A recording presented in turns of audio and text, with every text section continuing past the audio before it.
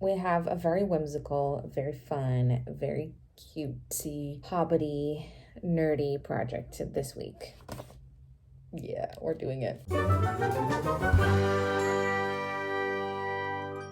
If you're new here, hi, I'm Olga and I make sewing content that is usually vintage inspired and sometimes a little bit nerdy. I have some scraps that are not big enough to make other things that I want to make. I'm reading Lord of the Rings right now, and that's obviously fueling a lot of my creative choices. Pattern is Butterick 5935. Here are the things I'm going to be using. Brown check cotton flannel. You may recognize this from this pair of trousers I made last year? No, 2023 it was. Okay, anyway, so this is all I have left over. Tried to make a blouse out of it. It was not enough fabric, but it's definitely enough to make this corset. I think it'll look really cute with the trousers, but I think it also will be really cute as like a layering piece generally in my wardrobe. For the lining, I'm gonna use this. Again, it's just like a scrap that I have, like a little bit of leftover. You can see there's been cut into and stuff. I think it matches pretty well. For interfacing, I would usually use like a sew-in interfacing, but I don't have any in my stash and I don't want to go and buy some. So I'm going to use some more scraps. A real scrap busting project this. This is just some cotton velvet. I may remember this from my Hobbit Christmas dress that I made pretty recently actually. So this is going to be like interlining, zip ties, eyelets, and some blue ribbon for the lacing.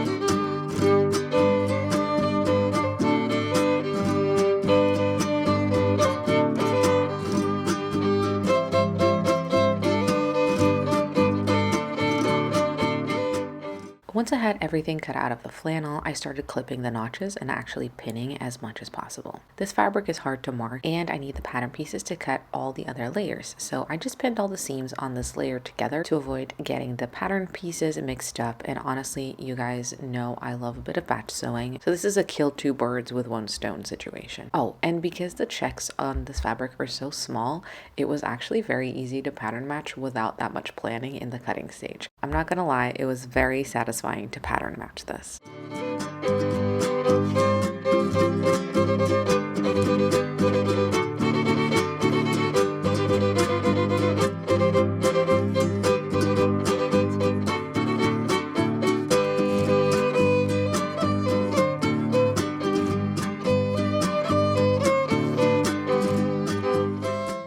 And then I cut out all the pieces again out of the blue lining, but this time I am marking which one is which since this fabric is very easy to mark. When that was done, I cut out the pieces again out of the velvet interlining. I tried to use the weirder shaped offcuts and the bits with more discoloration since this is not going to be visible at all. After I cut each piece from the interlining, I pinned it to its respective lining piece with wrong sides together so that I could baste them together and then treat them as one piece from there. From the leftover lining fabric, I did make some bias binding to finish off the edges of the corset and serve as the casing for the boning. The way I usually do this is by first cutting 5cm strips of fabric on the bias, and for this particular project it is important to have it cut on the true bias since you need that stretchiness for wrapping around all the curved edges of the corset when binding them. Then I pinned the strips together at the ends in an L shape to form the continuous binding. Finally, it was time to sew. I started with basting all of the lining and interlining pieces together.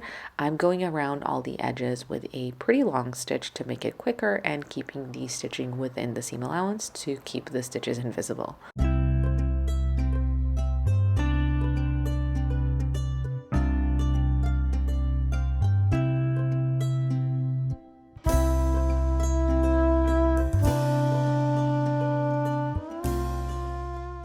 closed up the front extension, leaving an opening to flip it right side out later.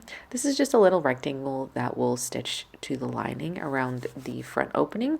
So when you lace up the corset, if the fabric isn't touching, you'll see this extension instead of whatever you're wearing underneath. Then I stitched the seams of the corset. Something to note with this pattern is that the seam allowance is 1/2 inch or 1.3 centimeters instead of the usual 5/8 of an inch or 1.5 centimeters.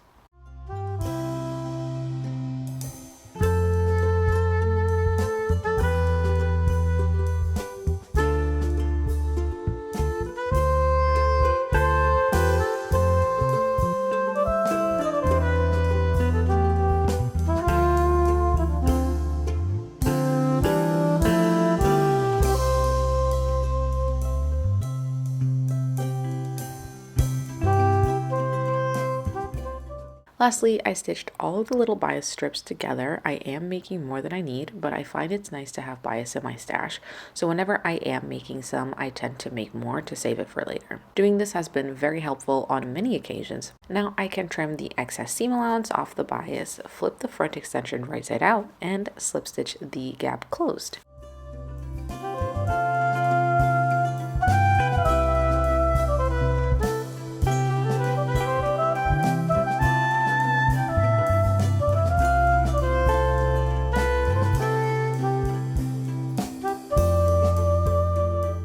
Then I start pinning the lining pieces together just like I did with the flannel ones. Unlike the flannel layer of the corset, for the lining I am also adding the front extension to the right front opening, and I used the paper pattern to help me with the placement of that. I pressed the seam allowances of the flannel layer of the corset open as well as the binding, and now I can pin the binding to the seam allowances to create my boning channels. Make sure you're keeping the actual corset free so the channels remain invisible. And then of course, I sew all those seams.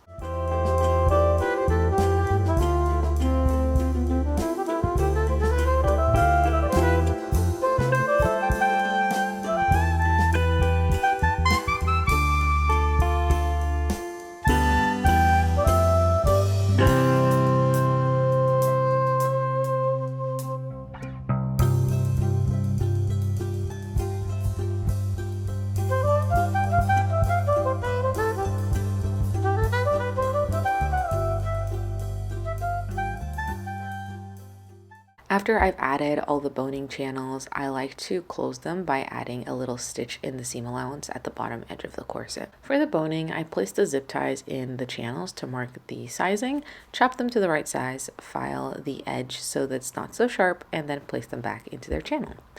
You can use whatever kind of boning you prefer. I like zip ties because they're cheap, they're nice and flexible, and they wash fine in the machine. I've never tried them in the dryer, so maybe test that out if you're planning on putting your garment in the dryer.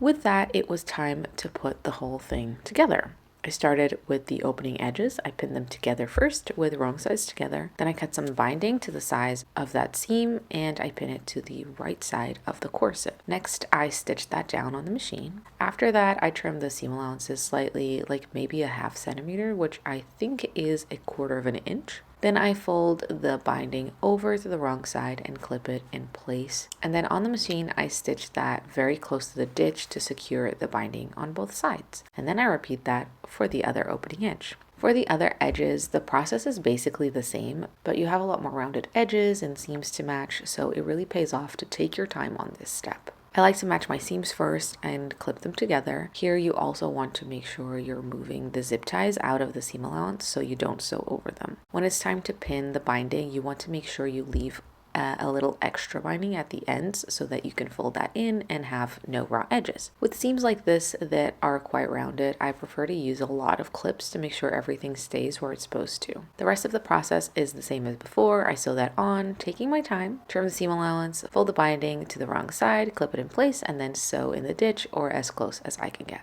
And obviously I repeat that for the top edge as well, which is a little bit more challenging. With the binding all done, it's time to add the grommets or eyelets, whatever you call them. I'm marking the placements along the front opening edges and on the straps as well. I did mark them, but like I said before, this fabric is kind of hard to mark, so I ended up using my seam gauge a lot to just double check my spacing. I grabbed my desk blanket. This is just a little blanket I made to cover my legs when I'm sitting at my desk if I get cold, which is literally happening right now. But it'll be great to protect my table from what's about to happen.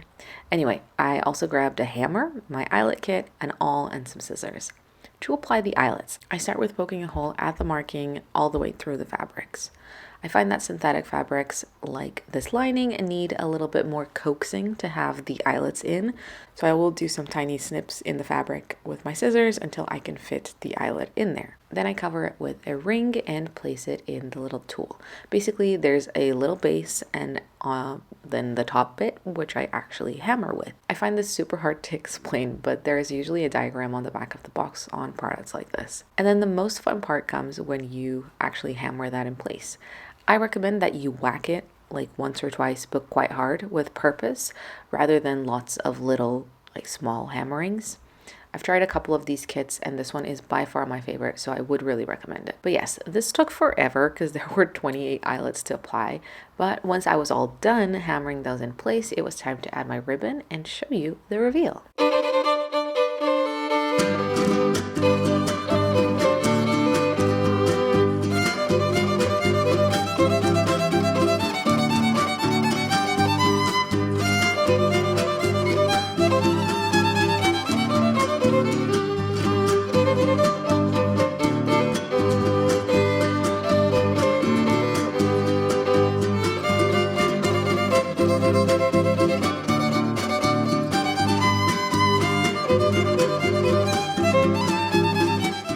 Okay, wrap up time. Yeah, really pleased with it. It turned out exactly how I wanted it to. I think the blue really pulls out the blue from the actual flannel fabric, which is great. And yeah, the sewing went really, really well. It was exactly what I expected it to be. The only thing is around these kind of really rounded edges, it's really hard to do the bias, even though it is on the bias. I've seen online that there's like little tips of how to do that, so I need to go and look that up and see if I can improve on my, biasing around really tough rounded edges game. That's a very long expression. I'm really pleased with it. I think it turned out super cute. It looks really great with the trousers, and I think it's gonna look great with some brown skirts and maybe some denim trousers and things like that, maybe some dresses. Really pleased with it all around. I hope you enjoyed the video and like the explanations, and if you have any further questions that I maybe didn't answer, let me know in the comments and I'd be happy to help as much as I can. There's links to everything I used in my description if you want to go and check that out. Some of them are affiliate links, but they're all clearly labeled and it does help me when you use them. If you haven't already, consider subscribing to my channel. I put out new videos most Fridays, and you can also consider, following me on Instagram or TikTok. Instagram is the best place to know if what's going on. Thanks for watching, and see you in the next one. Bye.